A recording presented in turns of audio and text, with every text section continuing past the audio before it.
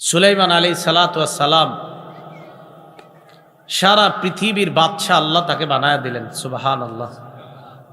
এমন বাদশা বানাইছেন মানুষের পাশাপাশি জিন পাখি যারা আছে তাদের উপরও রাজত্ব আর কর্তৃত্ব আল্লাহ সুলাইমান নবীরে দিয়ে দিছে।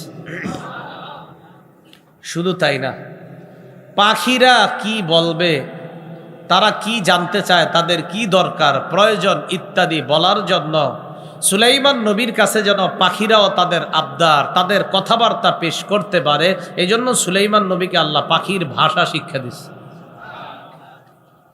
وقال يا أيها الناس علمنا منطق الطير। সুলাইমান নবী বললেন উল্লিমনা, আমাদেরকে শিক্ষা দেওয়া হয়েছে মান্তিকাত তাইর, পাখির ভাষা। ওয়া উতিনা মিন কুল্লি শাই, আমাদেরকে দেওয়া হয়েছে মিন কুল্লি শাই, সব রকমের নাজ নেয়ামত। এখন এই যে সুলাইমান নবীকে পাখির ভাষা শিক্ষা দেওয়া হয়েছে, আমার সাথে সবাই দুইটা বাংলা বলবেন। বলেন প্রতীকী, বলেন বলেন প্রতীকী, প্রকৃত। কয়টা বাংলা বললাম? একটা বললাম প্রতীকী আর একটা বললাম প্রকৃত। বলেন আল্লাহ সুলাইমান নবীকে পাখির ভাষা প্রতীকী অর্থে শিক্ষা দেননি, বরং প্রকৃত অর্থেই শিক্ষা দিয়েছেন। প্রতীকী বুঝেননি মানে পাখি এরকম এরকম করবে, সুলাইমান নবী দেখে বুঝবে, ও আচ্ছা এটা বুঝাইছ না। পাখি যা বলবে অবিকল ওইটাই বুঝার ক্ষমতা যোগ্যতা সুলাইমান নবীকে আল্লাহ দিচ্ছে। এই মনে রাখবেন, প্রতীকী অর্থে নয় বরং প্রকৃত অর্থে সুলাইমান নবীকে আল্লাহ পাখির ভাষা শিক্ষা দিয়েছেন।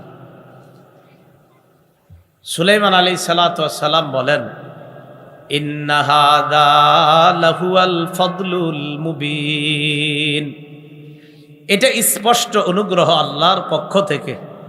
দেখেন, একজন নবী পাখির ভাষা জানার পর নিজের মধ্যে এমন কোনো কিছু এসে যায় না যে আমি পাখির ভাষা জানি অমুক বানা, বরং এটা না বলে বললেন এটা আমার রবের অনুগ্রহ। রব অনুগ্রহ করেছেন বলে আমি পাখির ভাষা শিখতে পেরেছি, এটা আমার রবের স্পষ্ট অনুগ্রহ। এরপরে আয়াতে আল্লাহ বলেন ওয়া হুশিরা লিসুলাইমানা জুনুদুহু মিনাল জিন্নি ওয়াল ইনসি ওয়াত তায়রি ফাহুম ইউজাউন। সুলাইমান নবীর জন্য সমবেত করা হলো, জিন সমবেত করা হলো, মানুষ সমবেত করা হলো, পাখি সমবেত করা হলো। এখানে আমরা যারা এখন বয়ান শুনতেছি, আমাদের চোখে যাদেরকে দেখতেছি সবাই কি বলেন তো? মানুষ। সবাই কি এখানে মানুষ? সুলাইমান নবীর সামনে জিন জমায়েত হতো, মানুষ জমায়েত হতো, পাখি জমায়েত হতো। আল্লাহ বলেন ফাহুম ইউজাউন, তাদেরকে সুশৃঙ্খলভাবে নিয়ন্ত্রণ করা হতো। এর মানে জিন, ইনসান, পাখি আলাদা আলাদাভাবে সুবিন্যস্তভাবে উশৃঙ্খলভাবে নয় বরং সুশৃঙ্খলভাবে তাদেরকে নিয়ন্ত্রণ করার যোগ্যতা আমি সুলাইমানকে আল্লাহ দান করছি। সবাইকে আলাদা আলাদা তিনি নিয়ন্ত্রণ করতেন, কোনো সমস্যা হতো না। এটা ফাহুম ইউজাউন, তাদেরকে নিয়ন্ত্রণ করা হতো সুশৃঙ্খলভাবে। বাহিনী নিয়ে রওনা করছে, জিন আছে বাহিনীতে, মানুষ আছে, পাখি আছে, সবাই নিয়ে রওনা করছে, এক জায়গায় যাবে। সুলাইমান নবী রওনা করার পর মাঝে মাঝে সিংহাসন দিয়ে উনি আকাশে উঠবে। বাতাসকে বলতেন বাতাস আল্লাহর হুকুমে তুমি রওনা করো, চলো আমি অমুক জায়গায় যাব। বাতাস ঠিক সিংহাসনকে কোন রকম ইঞ্জিন ছাড়া আল্লাহর হুকুমে সুলাইমান নবীর সিংহাসন ওই স্থানে পৌঁছে দিত। বিশাল বড় বড় ডেক রাখা হতো, খানা পাক করা হতো ওই সিংহাসনের মধ্যে যেন সবাই খেতে পারে। একদিন বহর নিয়ে রওনা করছে। রওনা করার পর যাইতে যাইতে এক এলাকায় গেছে। পিঁপড়া মাঝে মাঝে আমরা দেখি না, কিন্তু তো পিঁপড়া না দেখে অনেক সময় পাড়া দিয়ে দিই। অনেক পিঁপড়া আমাদের পায়ের নিচে পড়ে মারা যায়, আবার অনেকে আমাদেরকে ভালোই কামড় দেয়। অনেকে মারা যায়, অনেকে আবার দেখবেন আপনার পায়েটায় উঠে কামড় দেওয়া শুরু করছে। সুলাইমান আলাইহিস সালাম বিশাল বাহিনী নিয়ে যখন আসলেন এক জায়গায়, যাইতে যাইতে পিঁপড়ার এলাকায় গেছে। আল্লাহ বলেন হাত্তা ইযা আতাউ আলা ওয়াদিন নাম, সুলাইমান নবী আর তার অনুসারী বিশাল বাহিনী নিয়ে যখন পিপিলিকার উপত্যকায় গেলেন, এলাকায় আসলেন, قالت نملة يا أيها النمل ادخلوا مساكنكم। পিঁপড়ার রানী সরদারনি বললেন, হে পিঁপড়ার বাহিনী, তোমরা তোমাদের ঘরে প্রবেশ করো। এটা যে রানী ছিল কেমনি বুঝলাম? এটা তো রাজাও হইতে পারতো পিঁপড়ার। আল্লাহ কোরআনে কলাত বলস, কলাত এটা একটা ক্রিয়া, ইংরেজিতে ভার্ব। এই ক্রিয়াটা আল্লাহ স্ত্রীলিঙ্গ ব্যবহার করছে। পরে যে কর্তার কথা আল্লাহ আলোচনা করেছেন, এই কর্তাকে আল্লাহ স্ত্রীলিঙ্গ বলেছেন। এখান থেকে বোঝা যায় এটা রাজা ছিল না, এটা রানী ছিল। কলাত নামলাতুন, তো রানী পিঁপড়ার সর্দারনি বললেন, ইয়া আইয়ুহান নামলু দুখুলু মাসাকিনাকুম, এ পিঁপড়ার বাহিনী, তোমরা তোমাদের গৃহে প্রবেশ করো। লা ইয়াহতিমান্নাকুম সুলাইমান ওয়া জুনুদুহু ওয়া হুম লা ইয়াশউরুন। সুলাইমান নবী এবং তার বাহিনী না জেনে তোমাদেরকে যেন পিষে না ফেলে। লা ইয়াহতিমান্নাকুম অর্থ হলো তোমাদেরকে যেন পদদলিত না করে, পিষে না ফেলে। সুলাইমান নবী ওয়া জুনুদুহু এবং তার বাহিনী। লা ইয়াহতিমান্নাকুম এই ক্রিয়াটার কর্তা হলো সুলাইমান নবী আর তার বাহিনী। তোমাদেরকে যেন সুলাইমান নবী আর তার বাহিনী পিষে না ফেলে। ওয়া হুম লা ইয়াশউরুন, এমন অবস্থায় যে তারা জানবে না, না জেনে তোমাদেরকে পিষে ফেলতে পারে। একজন নবী আর তার অনুসারীরা জেনে শুনে পিষে ফেলবে না, বাকি না জেনে তোমাদেরকে পিষে ফেলতে পেরে। তাই আগে আগে তাড়াতাড়ি গর্তে ঢুকো, নিজেদেরকে রক্ষা করো।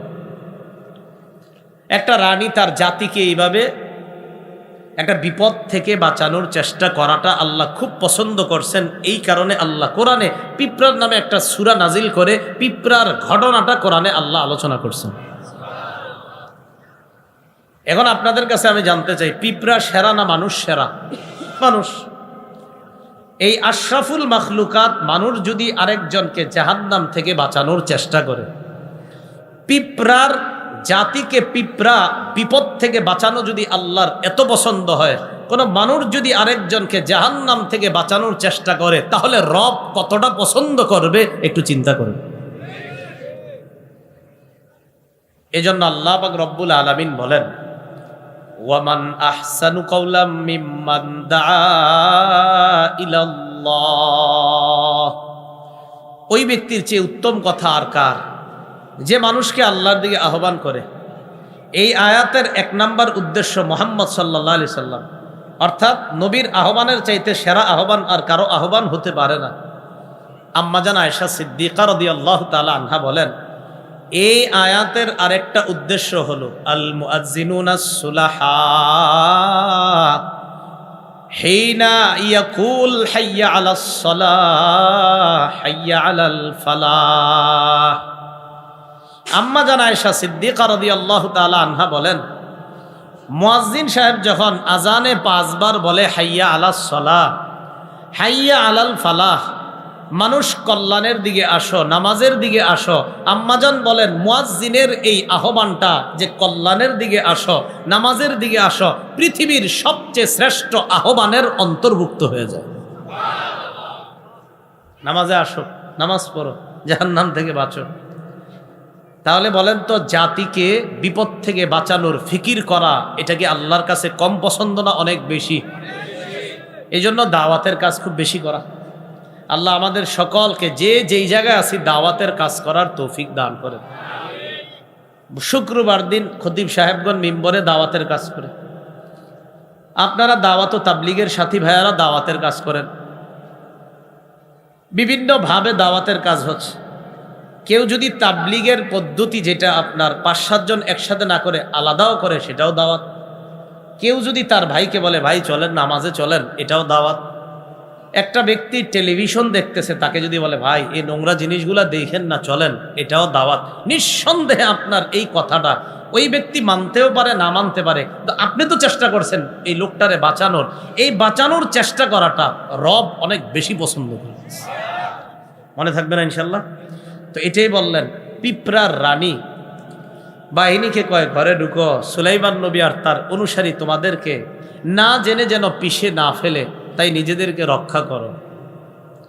তো পিঁপড়া যে এই কথাটা বলছে সুলাইমান নবী বুঝে ফেলছে, সুবহানাল্লাহ। সুলাইমান নবী বুঝে ফেলার কারণে ফাতাবাসসামা দাহিকাম মিন কাওলিহা, পিঁপড়ার কথায় সুলাইমান নবী একটা মুস্কি হাসি দিলেন, সুবহানাল্লাহ। মুস্কি হাসি পারেননি আপনারা? হ্যাঁ, মুস্কি হাসি মানে রাসূল সাল্লাল্লাহু আলাইহি সাল্লাম বেশিরভাগ সময় মুস্কি হাসতেন।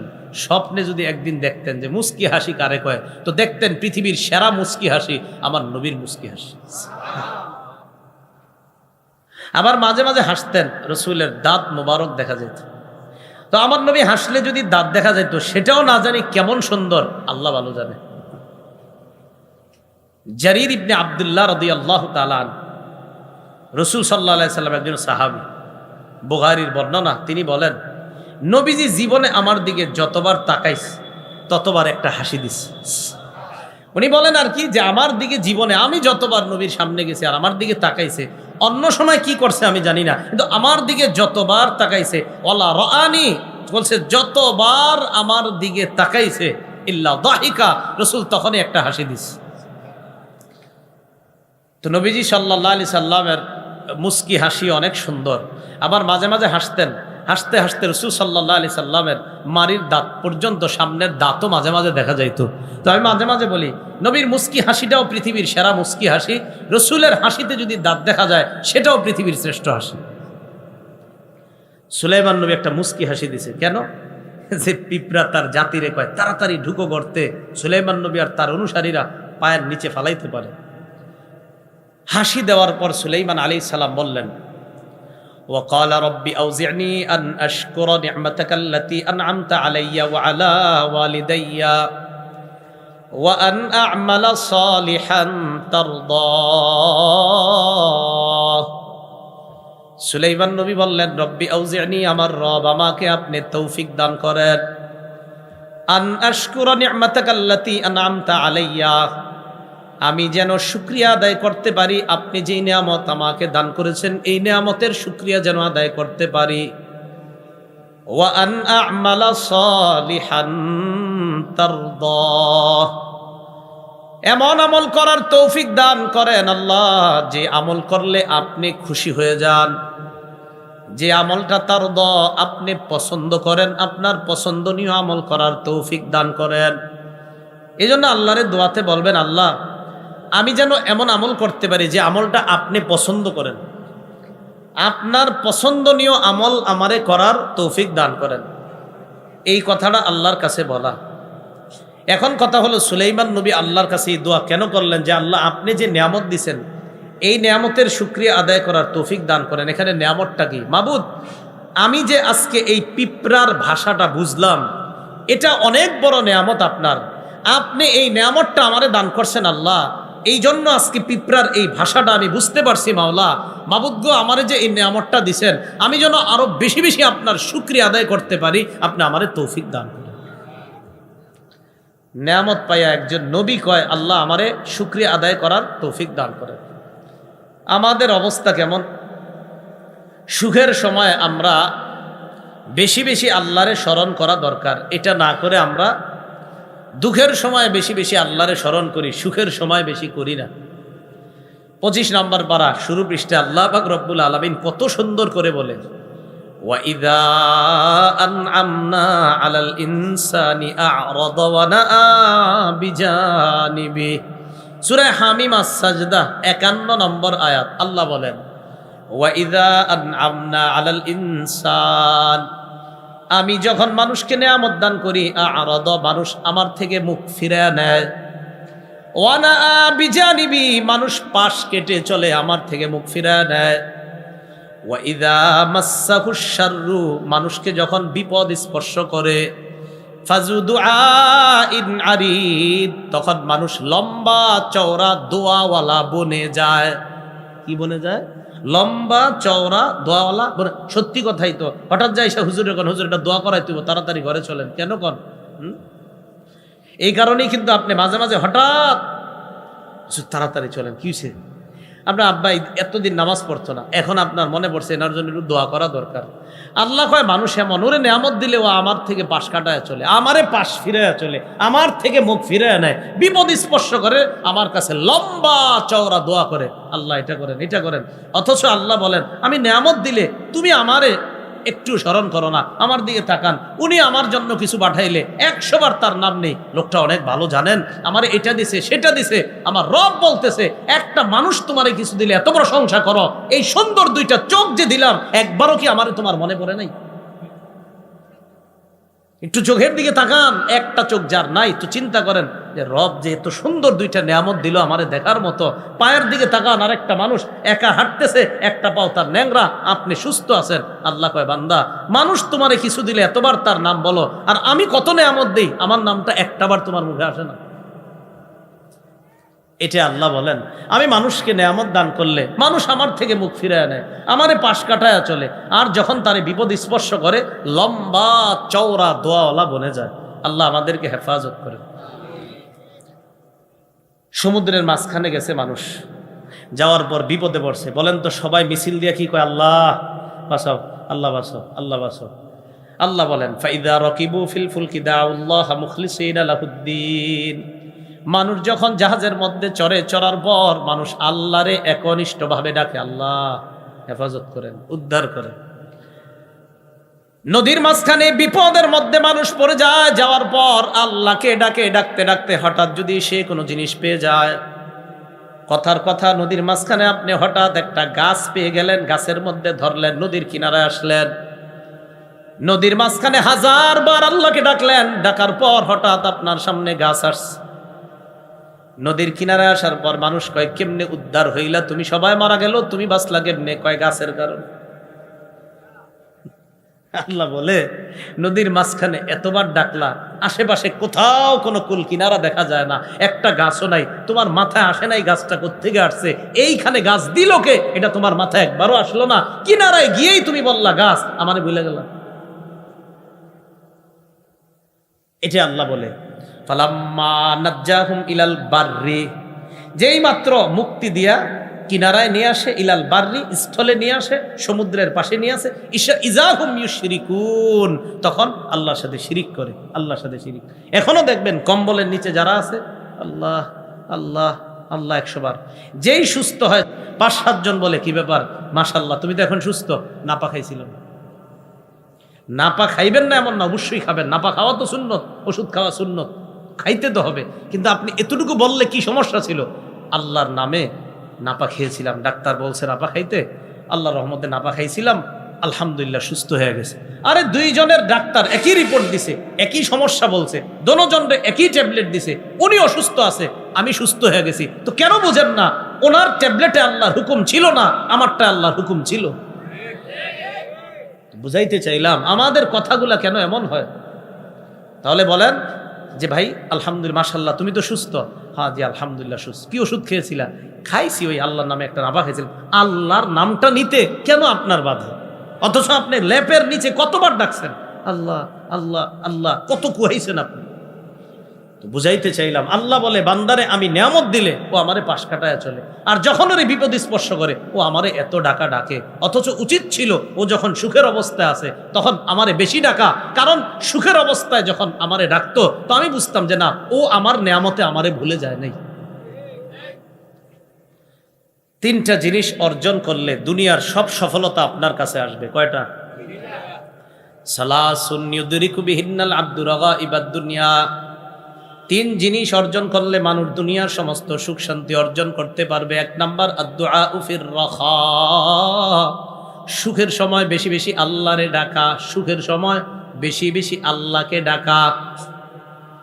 2 নাম্বার আস-সাবরু ফিল বালা, বিপদে ধৈর্য ধারণ করা। 3 নাম্বার আর-রিজা বিল কাজা, আল্লাহর ফয়সালা মেনে নেওয়া। 1 নাম্বার সুখের সময় বেশি বেশি দোয়া করা, 2 নাম্বার বিপদে ধৈর্য ধারণ করা, 3 নাম্বার আল্লাহ যা ফয়সালা করছে এটা মেনে নেওয়া।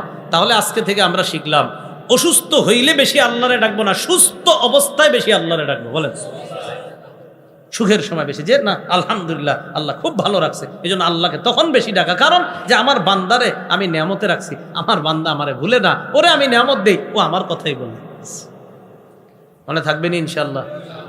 এরপরে আল্লাহ পাক রব্বুল আলামিন বলেন, সুলাইমান আলাইহিস সালাতু ওয়াস সালাম আল্লাহর কাছে বলতেছে, ওয়াদখিলনি বিরহমাতিকা ফি ইবাদিকাস সালিহিন, আল্লাহ আপনি আপন রহমতে আপনার নেক বান্দাদের অন্তর্ভুক্ত আমারে বানায়া দেন, আপনার নেক বান্দাদের অন্তর্ভুক্ত আমাকে বানায়া দেন, তাদের মধ্যে আমারে প্রবেশ করায়া দেন। একজন নবী নেককার, এতে কারো সন্দেহ আছে কোনো? এরপরেও তিনি দোয়া করতেছে, আল্লাহ আপনার নেক বান্দাদের অন্তর্ভুক্ত আমারে বানায়া দেন। কি শিক্ষা এখান থেকে? আমি যত বড় হয়ে যাই না কেন আল্লাহর সামনে ছোট। আল্লাহ আল্লাহ আমি কি নাজাত পাবো? আল্লাহ দেখতে তো মনে হচ্ছে আমি এক ওয়াক্ত নামাজও ছাড়ি না, আল্লাহ আমি তো তাহাজ্জুদ মিস দেই না, আল্লাহ আমি তো রমজানের একটা রোজাও ছাড়ি না, ও মাবুদ আপনার রহমত আমার সাথে থাকবে তো? এই টেনশনে থাকা সুলাইমান নবী, নবী হওয়ার পরেও বলতেছে, আল্লাহ আপনার আপন রহমতে নেক বান্দাদের অন্তর্ভুক্ত আমারে বানায় দিন। সাহাবীরা নবীজির প্রশ্ন করলেন, নবীজি বললেন, এই শোনো, আল্লাহর রহমত ছাড়া জান্নাত পাবা না। সাহাবীরা কয়, ওয়ালা আনতা ইয়া রাসূলুল্লাহ, হুজুর আপনিও না? নবীজি বললেন, ওয়ালা আনা ইল্লা আইয়াতাগাম্মাদানি আল্লাহু বিরহমা, আল্লাহর রহমত আমারে যদি না ঢাকে আমিও জান্নাতে যেতে পারবো না। নবীজি বলতেছে। তাহলে বলেন তো, আমি যত বড় হয়ে যাই না কেন, যাই হোক, আমার উপাধি 100টা থাকুক, আমার রহমত প্রয়োজন। কার রহমত? এটাই সুলাইমান নবী আমাদেরকে শিখিয়ে দিলেন। এখন বহর নিয়ে চলতেছে, সামনে যাইতেছে, যাইতে যাইতে এক জায়গায় গিয়া পানির দরকার সুলাইমান নবীর। পানি নাই। কোথায়? পাখি কোথায়? যার দায়িত্বে পানি খোঁজা, একটা পাখি, ওর নাম হুদহুদ। ওর দায়িত্ব ছিল কোথাও গেলে পানি তালাশ করা। আল্লাহ ওরে এমন যোগ্যতা দিছে, উপরের জিনিস বেশি ভালো দেখতো না, মাটির নিচে কি আছে সেটা আল্লাহ তারে খুব সুন্দরভাবে দেখার তৌফিক দিয়েছিল। এটাই আল্লাহর কুদরত। আব্দুল্লাহ ইবনে আব্বাস বলেন, এই হুদহুদ পাখি এক আজীব পাখি। দুনিয়াতে কেউ জাল বিছায়া রাখলে ওই জালে সে আটকে যেত, কারণ সে ভালো করে দেখতো না আমার সামনে বিপদ। কিন্তু মাটি এইভাবে দেওয়া, মাটি দেওয়া, মাটির নিচে 1.5 হাত পরিমাণ নিচে যদি কেঁচু, কেঁচু আছে না ওই যে, আরে কেঁচু চিনেননি, যাই হোক, ওই যে যেগুলো এরকম সাপের মতো, এইগুলা সে 1.5 হাত নিচে থাকলো উপর থেকে বলেই তো পারতো। আল্লাহ তাকে এই ক্ষমতাটা দান করছে। তো সুলাইমান আলাইহিস সালামের পানির দরকার। কোথায়? হুদহুদ কোথায়? وَتَفَقَّدَ الطَّيْرَ فَقَالَ مَا لِيَ لَا أَرَى الْهُدْهُدَ أَمْ كَانَ مِنَ الْغَائِبِينَ। পাখিদেরকে তল্লাশি চালাইলেন। সুলাইমান নবী বললেন, মা লিয়া লা আরাল হুদহুদা আম কানা মিনাল গায়িবিন, কি ব্যাপার, আমি হুদহুদ পাখিকে দেখছি না কেন? নাকি সে অনুপস্থিতদের অন্তর্ভুক্ত, পালিয়েছে কিনা, অনুপস্থিত কিনা? সুলাইমান নবী জানিয়ে দিলেন, পাখিকে যেখানে দেখবা তোমরা জানায়া দিবা, লা উআযিবান্নাহু আযাবান শাদীদা আও লা আযবাহান্নাহু আও লা ইয়াতিয়ান্নি বিসুলতানিম মুবিন। পাখিকে বলবা আমি তাকে কঠিন শাস্তি দিব, আও লা আযবাহান্না, অথবা আমি তারে জবাই করব। তাকে জানায়া দিবা আমি তারে শাস্তি দিব অথবা জবাই করব, এই দুইটার একটা করব। হ্যাঁ, আরেকটা সুযোগ আছে তার, আউলা ইয়াতিয়ান্নি বিসুলতানিম মুবিন, সে যদি কোনো নির্দিষ্ট প্রমাণ পেশ করতে পারে, কোনো অপরাধ করে নাই, যদি এরকম নিরপরাধ নিজেরে প্রমাণ করতে পারে, বাকি নির্দিষ্ট প্রমাণ দিয়ে প্রমাণ করতে যদি পারে, সে যদি আমার কাছে আনতে পারে কোনো স্পষ্ট প্রমাণ, যেই প্রমাণে গবেষণায় প্রমাণিত হয় যদি না আসলে সে অপরাধী না, তাহলে তারে ক্ষমা করব। অন্যথায় যদি অপরাধী সাব্যস্ত হয় আমি তাকে জবাই করব অথবা কঠিন শাস্তি দিব, এটা জানায় দিব। হুদহুদ এক এলাকায় গিয়া আপনার জালে আটকায় গেছিল। সেখান থেকে কোনো মতে ওই এলাকায় ঘুইরা টুইরা কিছু আজীব দৃশ্য দেখে আসছে। উপরে পাখিদের সাথে সাক্ষাৎ, অন্যান্য দোস্তদের সাথে সাক্ষাৎ। এরা বলতেছে, খবর আছে কি? সে সুলাইমান নবী বলছে তোমারে জবাই করবে অথবা তোমারে কঠিন শাস্তি দিবে। ওই পাখি বলতেছে, ইবনে কাসিরে সুন্দর কথা আসছে, কয় ইস্তেসনা করছেন।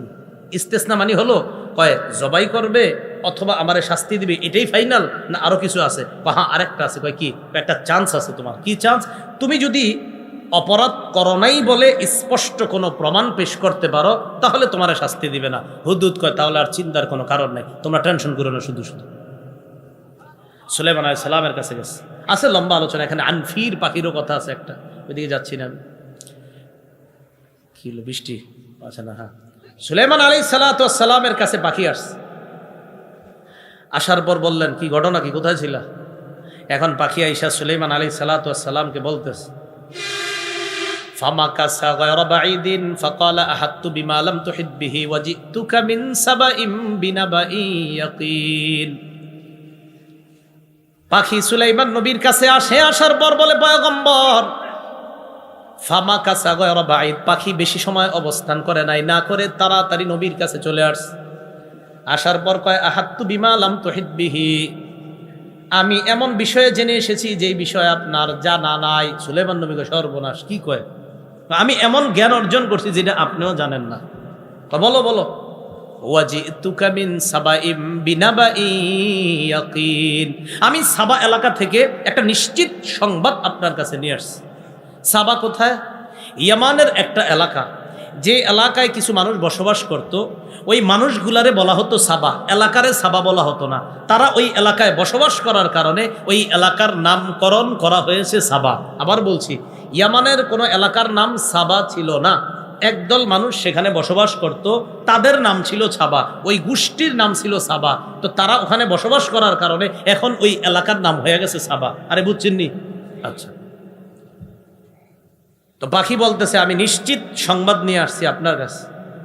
কি সংবাদ বলো?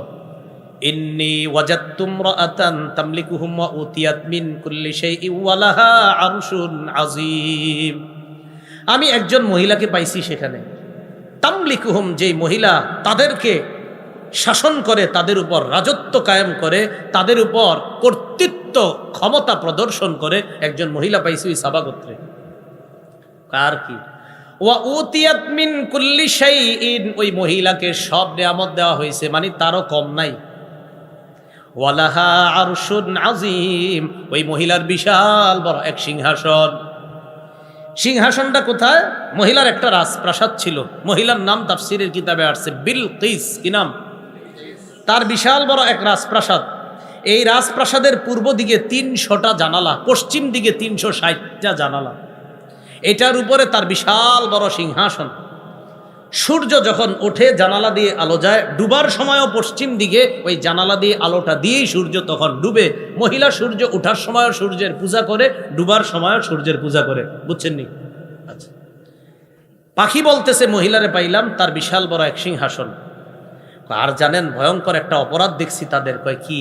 ওয়াজাদতুহা ওয়া কওমাহা ইয়াসজুদুনা লিশ-শামসি মিন দুনিল্লাহ, আমি দেখলাম ওই মহিলা আর তার সম্প্রদায় আল্লাহ ছাড়া সূর্যকে সেজদা দেয়। নাউজুবিল্লাহ। কারে সেজদা দেয়? আমরা কারে সেজদা দেই? দিল থেকে বলেন কারে? কিন্তু এছাড়া মাঝে মাঝে আপনারা অন্য জায়গায়ও দেন কেন? হ্যাঁ, কোন তো মুখে আল্লাহ। সাহাবী আল্লাহ রসুলের সামনে আসছে, আসার পর বলি, ইয়া রাসূলুল্লাহ, অমুক এলাকায় গেলাম, যাওয়ার পর ওয়াফাকতুহুম ইয়াসজুদুনা লিমারজুবান, আমি দেখলাম ওই এলাকার মানুষ তাদের নেতারে সেজদা দেয়। নাউজুবিল্লাহ। ফাকুলতু ফি নাফসি আনতা আহাক্কু আন নাসজুদা লাক, আমি মনে মনে বললাম, আপনাকেই তো সেজদা দেওয়া বেশি দরকার। নাউজুবিল্লাহ। কারণ পৃথিবীর কোনো মানুষ যদি সেজদা পাওয়ার যোগ্য হয়, সেটা আপনি বেশি। এটা সত্যি কথা। পৃথিবীর কোনো মানুষ যদি সেজদা পাওয়ার যোগ্য হতেন তো আল্লাহ রসুল হতেন। যদি হতেন তো নবীজিকে, আচ্ছা এখন কি করবা কও? এর মানে সাহাবী বলতে যায়, হুজুর আমরা সবাই আপনার একটা সেজদা দিব।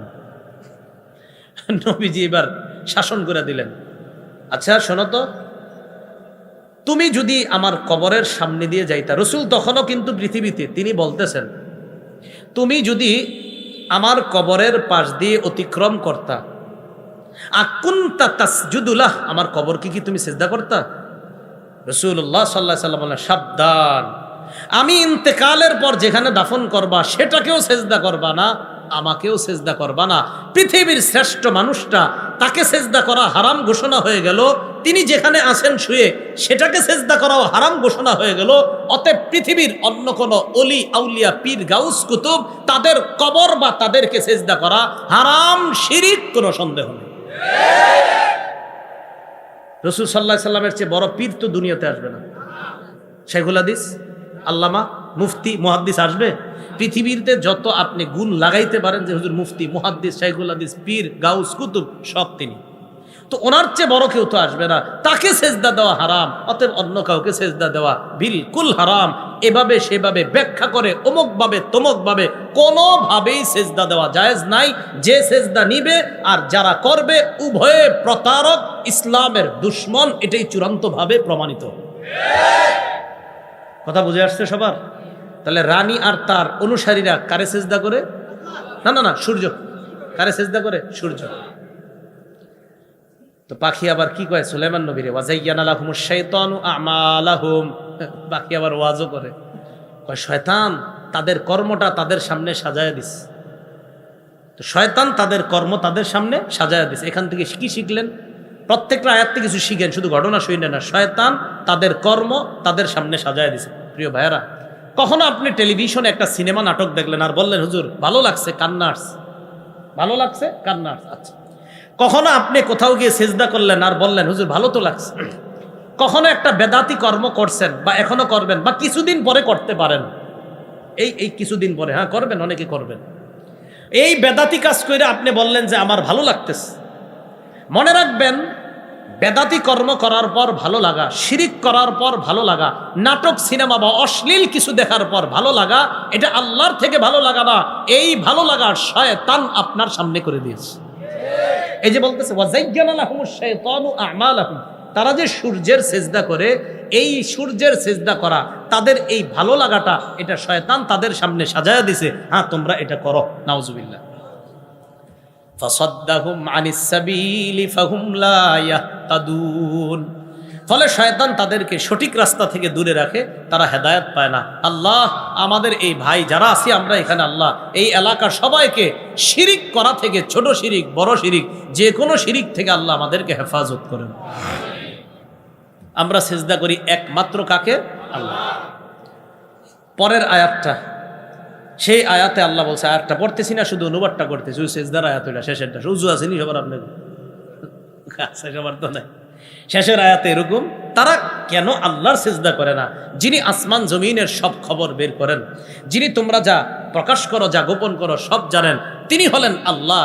ইবাদতের একমাত্র উপযুক্ত তিনি, যিনি আরশে আজিমের রব।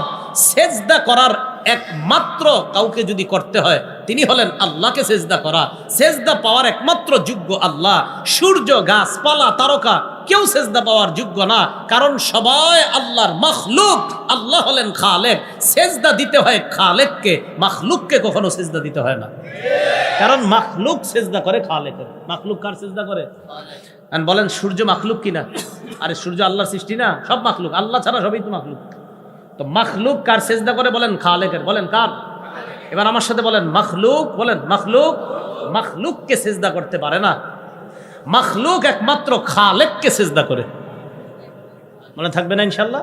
আচ্ছা, তো বক্তব্য শেষ ওই পাখির, যে আমি তো এরকম এরকম দেখছি। আর সুলাইমান নবী বলছে যদি বক্তব্য সঠিক দিতে না পারে খবর আছে ওর। সুলাইমান নবী তো বক্তব্য শুনছেন, সত্যি কথা কিনা এটা তো যাচাই করতে হবে। সুলাইমান নবী বলতেছে, ক্বালা সানানজুরু আসাদাকতা আম কুনতা মিনাল কাযিবিন। আমি দেখব বিষয়টা, তুমি কি সত্য বলছো নাকি তুমি মিথ্যাবাদী, বিষয়টা আমি দেখব। ইযহাব বিকিতাবি হাযা, এই চিঠিটা নিয়ে যাও। একটা চিঠি লেখছে, চিঠিটা নিয়ে যাও। ফাআলকি ইলাইহিম সুম্মা তাওয়াল্লা আনহুম ফানজুর মাযা ইয়ারজিউন। চিঠিটা নিয়ে যাও, নিয়ে যাওয়ার পর চিঠিটা তাদের কাছে ফেলে দাও, দেওয়ার পর তুমি একটু দূরে যাইবা। পাখিকে বললেন চিঠিটা নাও, নেওয়ার পর তাদের কাছে ফেলে দিবা, তুমি একটু দূরে যাইবা, যাওয়ার পর দেখবা তারা কি জবাব দেয়, তাদের রিয়াকশনটা কি চিঠি পাওয়ার পর তুমি আমারে জানাইবা। হুদহুদ পাখি চিঠি নিয়ে আসছে, ডানায় করে অথবা ঠোঁটে করে। বলেন তো পাখি চিঠি আনছে কি করে? ডানায় অথবা ঠোঁটে চিঠি নিয়ে আসছে। আসার পর রানী যে ঘুমায়, যে দিক দিয়ে ঘুম থেকে ওঠে এটা পূর্ব দিক, উইঠাই তিনি সূর্যের পূজা করবে। পূর্ব দিকে সূর্যটা তার জানালা দিয়ে ঢুকে। হুদহুদ পাখি কি করছে? রানী উঠার আগেই তার ঘরে অথবা তার উপরেই চিঠিটা ফেলে দিয়ে একটু দূরে গিয়া চুপচাপ বসা, যে দেখি রানী কি করে। রানী যখন চিঠি পাইছে, চিঠি পাওয়ার পর চিঠি দেখছে, দেখাই সভাসদ বর্গ যারা তাদেরকে ডাকছে। রানীর সভাসদ বর্গ যেটা ছিল, আপনার সভাপতি মণ্ডলী ছিল রানীর ৩১২ জন। বলেন কয়জন? এই ৩১২ জনের অধীনে ১০,০০০ করে অঙ্ক দেন তো কত হয়? 312 জন, প্রত্যেকের অধীনে কত? আচ্ছা থাক, অঙ্ক দেওয়ান লাগবে না, সবাই হিসাবের অপেক্ষায় থাকবো। থাক, 312 জন আপনার বাসায় গিয়ে হিসাব করে নেন। রানীর মন্ত্রী পরিষদ বর্গ ছিল 312 জন, প্রত্যেকের অধীনে আবার 10,000, প্রত্যেকের অধীনে কয় হাজার, এবং প্রত্যেকেই শক্তিশালী যোদ্ধা, তাদের শক্তির শেষ নাই, এটা তাদের দাবি। রানী আসার পর সভাসদ বর্গ যারা আছে, আপনার সভাপতি মণ্ডলী সবগুলারে ডাকছে, 312 জন। ডাকার পর রানী বলল, قالت يا أيها الملأ إني ألقي إلي كتاب كريم। রানী বলল, আমার কাছে পাঠানো হয়েছে, উলকিয়া ইলাইয়া, আমার কাছে নিক্ষেপ করা হয়েছে, আমার কাছে প্রেরণ করা হয়েছে, কিতাবুন কারীম, সম্মানিত একটা চিঠি। সুবহানাল্লাহ বলেছে। রানী কি বলছে চিঠিটারে? বলেন না সবাই, কি বলছে? সম্মানিত কেন বলছে? সম্মানিত চিঠি বলছে, দেখেন, বলছে সম্মানিত চিঠি। আচ্ছা পরে বলতেছে আপনাদেরকে কেন বল। ইন্নাহু মিন সুলাইমান, এই চিঠি বাদশাহ সুলাইমানের পক্ষ থেকে। ইন্নাহু বিসমিল্লাহির রহমানির রহিম। চিঠির মধ্যে কি লেখা জানো? চিঠিতে লেখা বিসমিল্লাহির রহমানির রহিম, আল্লাহর নামে শুরু করছি, যিনি রহমান যিনি রহিম। বাস শুরু। আল্লাহ তালু আলাইয়া, এই রানী, তুমি আর তোমার অনুসারী যারা আমার উপর অহংকার করবা না, আমার উপর প্রতাপগিরি দেখাইবা না। সুলাইমান নবী বলতেছে, আল্লাহ তালু আলাইয়া, আমার উপর অধিকার খাটাইবা না, আমার উপর অহংকার করবা না। ওয়াতুনি মুসলিমিন, ভালোই ভালো সারান্ডার করে, বশ্যতা স্বীকার করে আমার কাছে চলে আস। ব্যাস, চিঠি একটুকি। লাগবে না। কি বললেন চিঠির মধ্যে? আল্লাহর নামে শুরু করছি, তোমরা আমার উপর অহংকার প্রদর্শন করবা না, আমার বশ্যতা স্বীকার করে আমার কাছে চলে আসবে। দেখেন, সামান্য কথা, বিসমিল্লাহির রহমানির রহিম, আল্লাহর নামে শুরু করছি, যিনি রহমান যিনি রহিম। বাস। 2, আল্লাহ তালু আলাইয়া, রানী আমার উপর অহংকার করবা না। 3, আমার বশ্যতা স্বীকার করে আমার কাছে চলে আসো।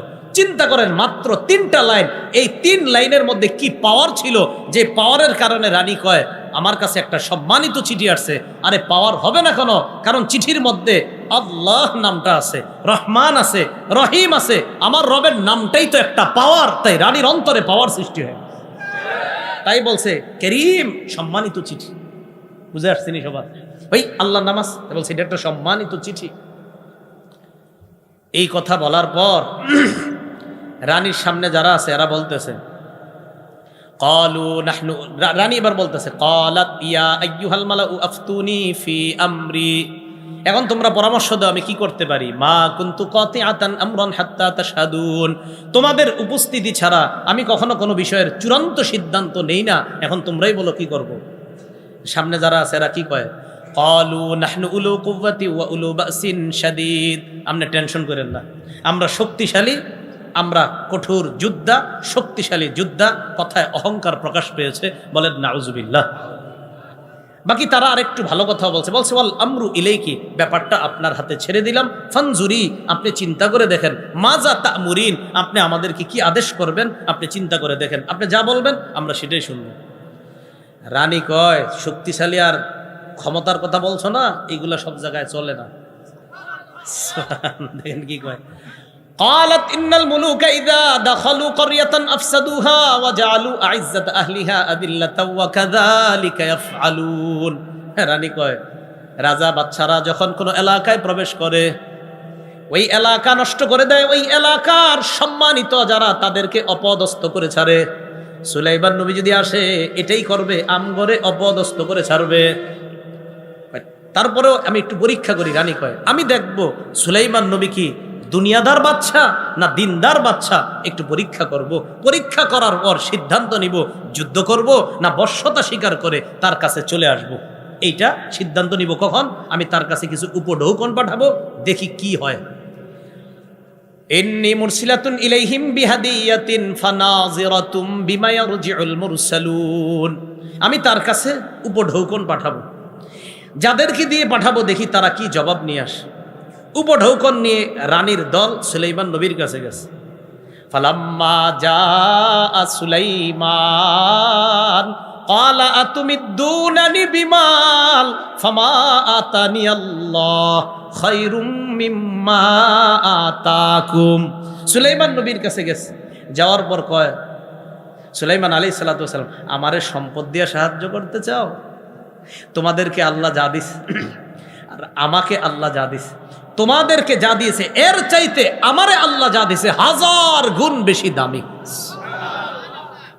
আল্লাহ আমারে পাখির ভাষা বুঝার ক্ষমতা দিছে, এর চেয়ে বড় নিয়ামত আর কি? আল্লাহ আমারে পিঁপড়ার ভাষা বুঝার ক্ষমতা দিছে, এর চেয়ে বড় নিয়ামত কি? পরের বাক্যটা দেখেন কত সুন্দর, বল আনতুম বিহাদিয়াতিকুম তাফরাহুন, বরং তোমরাই তোমাদের উপঢৌকন নিয়ে খুশি থাকো। আমগো বাংলাদেশি অনুযায়ী তোমরা নিয়ে তোমরাই ভালো থাকো। সুলাইমান নবী তোমাদের উপঢৌকন নিয়ে তোমরাই খুশি থাকো।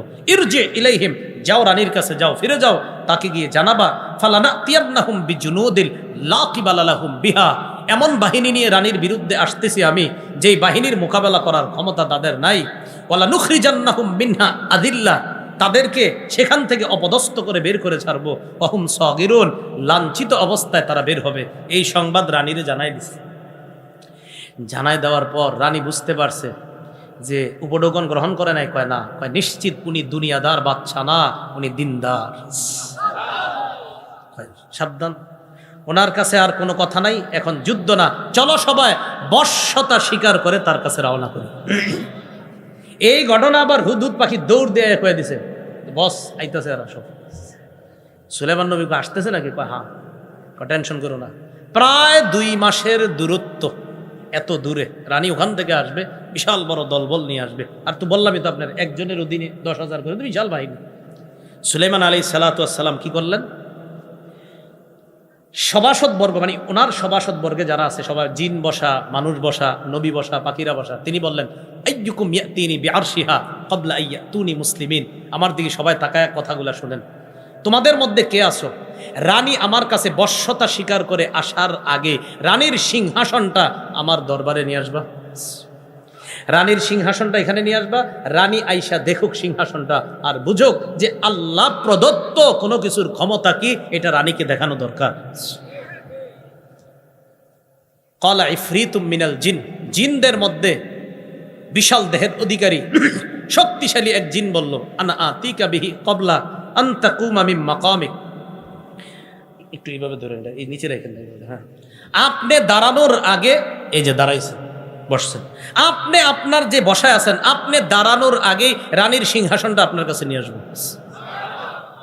ওয়া ইন্নী আলাইহি লাকাবিয়্যুন আমিন, জিন বলতেছে, আর এই ব্যাপারে আমি শক্তিশালী, আমিন, আমি বিশ্বস্ত। আচ্ছা, জিন শক্তিশালী এটা তো বুঝছি, বিশ্বস্ত বললেন কেন? ভালো করে বুঝুন, এখানে জিন বিশ্বস্ত বলা কি দরকার? যে আমি আপনার কাছে আপনি উঠার আগেই এই সিংহাসন নিয়ে আসবো, আমি শক্তিশালী, বিশ্বস্ত, আমানতদার, আমানতদার বলা কি দরকার জিনে? হ্যাঁ, দরকার আছে। রানীর সিংহাসনটা স্বর্ণ রূপা হীরা মণি মুক্তা দ্বারা তৈরি করা, তাই জিন বলতেছে সুলাইমান নবী আপনি টেনশন করেন না, এক তো আমি আনতে পারবো,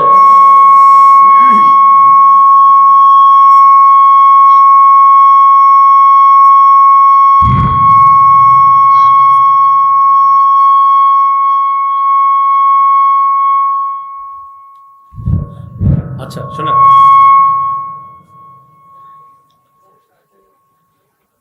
রানী বলতেছে আপনার জিন বলতেছে আমি আপনার কাছে নিয়ে আসবো, আপনি ওঠার আগে আমি শক্তিশালী, আমানতদার। আমানতদার কেন বলছে? আমানতদার এই কারণে বলছে, ও নবী সুলাইমান, রানীর সিংহাসনটা স্বর্ণ রূপা আরো অনেক দামি জিনিস দ্বারা তৈরি, বিশ্বাস করেন আমি একটাও এদিক সেদিক করব না, যেমন সিংহাসন তেমনই নিয়ে আসবো, তাই বলছে আমি আমানতদার। বুঝছেন নি আমানতদার কেন বলছে? আমি, কারণ জিন তো, জিনেরা এদিক সেদিক করলে তো আপনি কইতে পারবেন না। সুলাইমান নবী কয় তাই নাকি? কয় হ্যাঁ। এবার জিন পাওয়ার বলল আমি আপনি উঠার আগে আনবো। ক্বালাল্লাযী ইনদাহু ইলমুম মিনাল কিতাব, সভাসদ বর্গের মধ্যে একজন আলেম ছিল, নাম আসিফ ইবনে বরখিয়া। ওই আলেম বলল সুলাইমান নবীকে, আনা আতিকা বিহি ক্বাবলা আইয়ারতাদ্দা ইলাইকা তরফুক, জিন তো বলছে আপনি উঠার আগে নিয়ে আসবে সিংহাসন, আপনার চোখের পলক পড়ার আগে আমি নিয়ে আসবো। আলেম বলেন কে? ইমাম ফখরুদ্দিন রাজি রহমতুল্লাহি আলাই লিখেছেন যে আলেম দ্বারা যদিও আসিফ ইবনে বরখিয়া উদ্দেশ্য, আসলে ইমাম ফখরুদ্দিন রাজি লিখেছেন যে এইখানে আলেম দ্বারা খুদ সুলাইমান নবী উদ্দেশ্য। সুলাইমান নবী পাল্টা জিনের বলছে আমি উঠার আগে তুমি আনবা, মানে যদি সুলাইমান নবী উদ্দেশ্য হয় তাহলে সুলাইমান নবী পাল্টা, যদি এখানে আলেম দ্বারা আসিফ উদ্দেশ্য না হয়ে সুলাইমান নবী উদ্দেশ্য হয়, তো জিনকে সুলাইমান নবী বললেন আমি তো উঠার আগে তুমি আনবা, তোমার চোখের পলক পড়ার আগে আমি নিয়ে আসবো। এটা হলো আল্লাহ প্রদত্ত নবীর থেকে মুআজিজা। যে তোমারটা জিনের পাওয়ার, আর আল্লাহ প্রদত্ত যে পাওয়ার তোমার চোখের পলক, এই দেখেন এই শেষ, চোখের পলক পড়বে উঠবে। তো চোখের পলক পড়ছে, আর হঠাৎ ফালাম্মা রাআহু মুস্তাকিররান ইনদা, সুলাইমান নবী দেখলেন সিংহাসন তার সামনে অলরেডি চোখের পলক পড়ার আগে উপস্থিত। সুলাইমান নবী বললেন হাদা মিন ফাদলি রব্বি, এটা আমার রবের অনুগ্রহ। সুবহানাল্লাহ। তাহলে একজন আলেম, হক্কানি আলেমেরও মর্যাদা এখানে ফুটে ওঠে। আল্লাহ বলেন ক্বালাল্লাযী ইনদাহু ইলমুম মিনাল কিতাব, যার কাছে কিতাবী ইলম ছিল। এই জায়গায় অবশ্যই কিতাবী ইলম দ্বারা উদ্দেশ্য আল্লাহর নাজিলকৃত তাওরাত কিতাবের জ্ঞান। বুঝছেন কি বলছি? আল্লাহর নাজিলকৃত, বারবার আল্লাহ যেই তাওরাত নাজিল করেছে, কারণ তাওরাত বিকৃত করে ফেলছে ইহুদিরা। আল্লাহর নাজিলকৃত যে তাওরাত, ওই তাওরাতের জ্ঞান যার কাছে ছিল, তিনি বললেন আপনার নজর পড়ার আগেই আমি সিংহাসন আপনার কাছে নিয়ে আসবো। একজন আলেমের মর্যাদা এখান থেকে ফুটে ওঠে। সুলাইমান নবী তার সিংহাসন নিয়ে আসছে, আনার পর রানীকে এরপর আনছে, লম্বা আলোচনা শেষে রানীকে ওখানে আনার পর রানীর যেই অবস্থা হয়েছে, সিংহাসনটা আইসা যখন দেখছে, আরও কিছু ঘটনা দেখার পর রানী বুঝতে পারছে সুলাইমান নবী যেই রবের দাওয়াত দেয়, যেই রবের পক্ষ থেকে তিনি একজন রসুল, সেই রব সত্য। রানী আগেও বুঝতে পারছে আসলে যে সত্য বলতে কিছু আছে, কিন্তু পারিপার্শ্বিক অবস্থার কারণে অন্যরা সেজদা করত, রানীও সেজদা করত। মুফাসসিরিনে কেরাম লেখছে এই জন্য এলাকার অবস্থা, পরিবেশ যদি খারাপ হয়, একটা ভালো মানুষও খারাপ হয়ে যায়। এই জন্য পরিবেশ সুন্দর করার জন্য কোরআন হাদিসের ব্যাপক প্রচারণার কোনো বিকল্প নাই। এই জন্য কোরআন সুন্নাহর ব্যাপক প্রচার করতে হবে। সুলাইমান নবীর সামনে আইসা সিংহাসন দেখছে, আরো অনেকগুলা ঘটনা ঘটছে। রানী সেখানে বলল আসলামতু মা সুলাইমান লিল্লাহি রাব্বিল আলামিন, আমি এই মুহূর্তে আল্লাহর সামনে আত্মসমর্পণ করলাম, যিনি বিশ্ব জগতের রব। সুলাইমান নবীর সাথে আমিও এই মুহূর্তে মুসলমান হয়ে গেলাম। রানী সর্বশেষ আসছে, ইসলাম স্বীকার করেছে, আল্লাহর কাছে আত্মসমর্পণ করেছে। এখান থেকে আমরা যে কয়েকটা বিষয় জানলাম: এক, এলেম দেয় কে? তাই শুকরিয়া আদায় করব কার? নেয়ামত দেয় কে? তাই নেয়ামতে বেশি স্মরণ করব কাকে? দুঃখের সময় আল্লাহরে বেশি ডাকবো না সুখের সময় বেশি ডাকবো? মনে আছে না ওই যে কথাগুলো? সুখের সময় বেশি ডাকবো। তৃতীয় যে বিষয়টা, এলমে দ্বীনের মর্যাদা ফুটে ওঠে, এলেমের অনেক মর্যাদা। এই জন্য আমরা আমাদের সন্তানগুলারে আলেম বানানোর চেষ্টা করব। চতুর্থ আরেকটা শিক্ষা এখান থেকে নিয়েছিলাম, নবীরা কখনো কাউকে সম্পদের উত্তরাধিকার বানায় না, এলেমের উত্তরাধিকার বানায়। তা আমাদের সন্তানগুলা নবীদের ওই এলেমের উত্তরাধিকার হবে, এটা আমরা সবাই চাই না ইনশাআল্লাহ। আল্লাহ, আমি দাউদ আলাইহিস সালাতু ওয়াস সালাম এবং সুলাইমান আলাইহিস সালাতু ওয়াস সালামকে জ্ঞান দান করলাম, প্রজ্ঞা দান করলাম, এলেম দান করলাম। এলেম দেওয়ার পর তারা শুকরিয়া আদায় করছে, তারা আলহামদুলিল্লাহ পড়ছে। ওয়াকাল আলহামদুলিল্লাহিল্লাযী ফাদ্দালানা আলা কাসীরিম মিন ইবাদিহিল মুমিনিন। তারা এলেম পাওয়ার পর বলছে সমস্ত প্রশংসা আল্লাহর, যিনি তার অধিকাংশ বান্দাদের উপর আমাদেরকে শ্রেষ্ঠত্ব দান করেছেন। সমস্ত প্রশংসা ওই আল্লাহর। এখান থেকে বোঝা যায় এলেম অর্জন করার পর এলেম যদি আল্লাহ কাউকে দান করে, তার বেশি বেশি শুকরিয়া আদায় করা দরকার, বেশি বেশি আলহামদুলিল্লাহ বলা দরকার। আল্লাহর অনুগ্রহ না থাকলে এই বিদ্যা তিনি অর্জন করতে পারতেন না। তো এই জন্য যাকে আল্লাহ এলেম দান করে, তার বেশি থেকে বেশি পরিমাণে শুকরিয়া আদায় করা দরকার। আমরা এই জীবনে যা কিছু জেনেছি সব আল্লাহর অনুগ্রহে, জন্য বলি আলহামদুলিল্লাহ। এরপর আল্লাহ বলেন ওয়ারিসা সুলাইমানু দাউদা ওয়া ক্বালা ইয়া আইয়ুহান নাসু উল্লিমনা মানতিকাত তাইর। সুলাইমান আলাইহিস সালাতু ওয়াস সালাম দাউদ আলাইহিস সালাতু ওয়াস সালামের উত্তরাধিকার হলেন। এখানে একটা কথা মনে রাখা, নবীগণ কাউকে সম্পদের উত্তরাধিকার বানান না। তো সুলাইমান নবী যে তার বাবা দাউদ নবীর উত্তরাধিকার হলেন, এখানে কিসের উত্তরাধিকার? যেহেতু সম্পদের তো উত্তরাধিকার নবীরা বানান না। নবীরা কখনো কাউকে সম্পদের উত্তরাধিকার বানান না, এই ব্যাপারে হাদিসের স্পষ্ট বর্ণনা। ইবনে মাজা হাদিসের কিতাব 223 নম্বর হাদিস। এই হাদিসের বর্ণনাকারী কাইস ইবনে কাসির রহমতুল্লাহি আলাইহি। তিনি বলেন, কুনতু জালিসান ইনদা আবি দারদা রাদিয়াল্লাহু তাআলা আন ফি মসজিদি দিমাশক। আমি দামেস্কের মসজিদে রসুলের সাহাবী আবু দারদা রাদিয়াল্লাহু তাআলা আনহুর কাছে ছিলাম।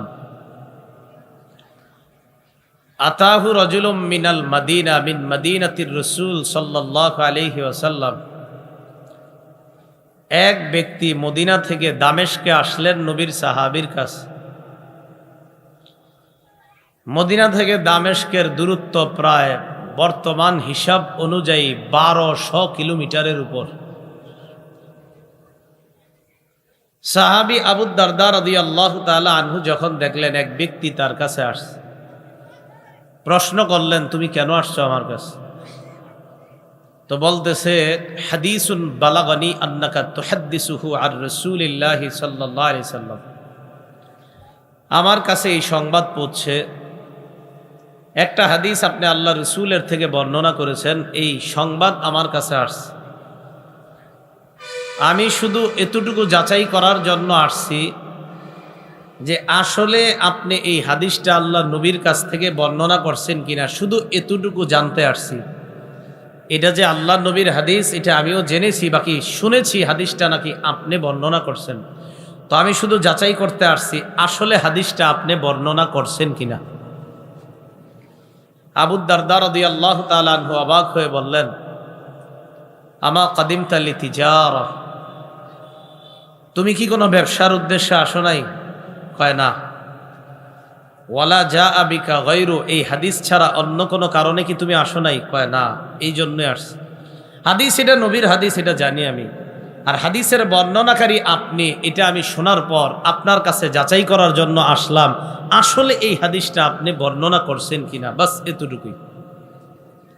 একটা হাদিস যাচাই করতে প্রায় 1200 কিলোমিটারের উপরে সফর করে আসছে, শুধু এতটুকু যাচাই করতে যে আসলে এই হাদিসটা আপনি বলছেন কিনা। সাহাবী আবু দারদা কয়, কোন হাদিসটা বলো? তো বলতেছে, রাসূলুল্লাহ সাল্লাল্লাহু আলাইহি সাল্লাম বলেছেন, মান সালাকা তরিকান ইয়ালতামিসু ফীহি ইলমা সাখালাল্লাহু লাহু বিহি তরিকান ইলাল জান্নাহ। কেউ যদি ইলম অর্জন করার জন্য রাস্তা অবলম্বন করে, পথ অবলম্বন করে ইলম শিখবে, আপনার সন্তানটা মাদ্রাসায় ভর্তি করানোর জন্য ঘর থেকে বের করে মাদ্রাসার উদ্দেশ্যে রওনা করছেন, বাস রাস্তা ধরছে খালি। নবীজি বলেন, এই ব্যক্তিকে আল্লাহ জান্নাতে যাওয়ার রাস্তা সহজ করে দেয়।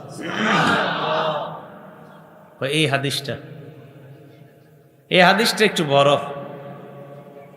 রাসূলুল্লাহ সাল্লাল্লাহু আলাইহি সাল্লাম বলেন, যারা তালিবুল ইলম অন্বেষণ করে তাদের জন্য ফেরেশতারা এত খুশি হয়, ইন্নাল মালাইকাতা লাতাদউ আজনিহাতাহা রিদান লিতালিবিল ইলম। ইলম অন্বেষণকারীর প্রতি খুশি হয়ে ফেরেশতারা তাদের ডানাগুলা বিছিয়ে দেয়। ও ছাত্র, তুমি আমার ডানার উপর দিয়ে হেঁটে যাও মাদ্রাসায়, মাদ্রাসা থেকে বাড়িতে আমার ডানার উপর দিয়ে হেঁটে যাও। ফেরেশতাগণ তাদের ডানা সমূহ বিছিয়ে দেয়, ছাত্ররা যেন ওই ডানার উপর দিয়ে হেঁটে যায়।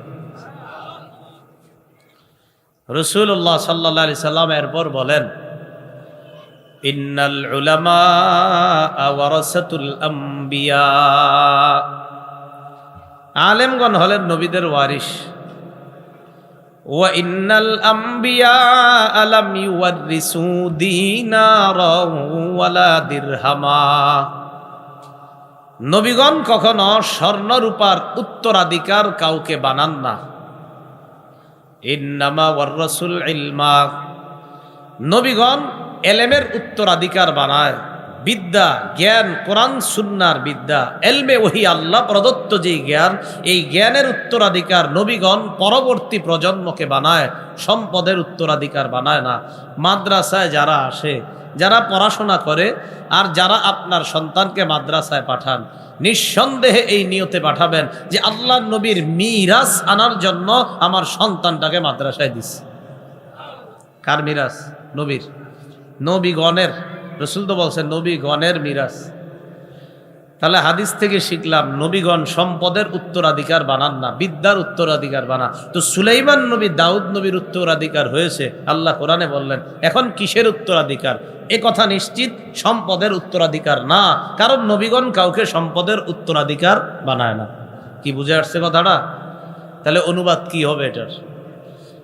সুলাইমান নবী দাউদ নবীর উত্তরাধিকার হয়েছে, এর উদ্দেশ্য হলো নবুয়ত। বলেন কিসের? নবুয়তের উত্তরাধিকার, রাজত্বের উত্তরাধিকার হয়েছে। রাজত্ব বলার সাথে সাথে আপনাদের মাথায় আসতে পারে, হুজুর রাজত্ব মানেও তো টাকা পয়সা। এই যুগে রাজত্ব মানে টাকা পয়সা, ওই যুগে রাজত্ব মানে টাকা পয়সা ছিল না। ওই যুগের রাজত্ব মানে আল্লাহর হুকুম দুনিয়াতে বাস্তবায়ন করা। এই কথা বুঝে আসছে? তো সুলাইমান নবী দাউদ নবীর উত্তরাধিকার হয়েছেন, এর উদ্দেশ্য হলো নবুয়তের, এবং আল্লাহর হুকুম দাউদ নবী যেইভাবে বাস্তবায়ন করছে, সুলাইমান নবীও এইভাবে বাস্তবায়ন করার ক্ষেত্রে বাবা দাউদের উত্তরাধিকার হয়েছেন। এটা আল্লাহ বললেন, ওয়ারিসা সুলাইমানু দাউদা। সুলাইমান আলাইহিস সালাম দাউদ নবীর উত্তরাধিকার হয়েছে। সাধারণ পাবলিক যারা আছেন, আলেম ছাড়া, বলতে পারবেন না ইনশাল্লাহ যে সুলাইমান নবী দাউদ নবীর উত্তরাধিকার। আলেম ছাড়া অন্যরা জবাব দিবেন কি? সম্পদের উত্তরাধিকার। তাহলে কিসের? নবুয়ত এবং রাজত্ব। বলেন নবুয়ত এবং এই রাজত্ব মানে টাকা পয়সা না আল্লাহর হুকুম বাস্তবায়ন করা? আল্লাহ বুঝার তৌফিক দান করেন।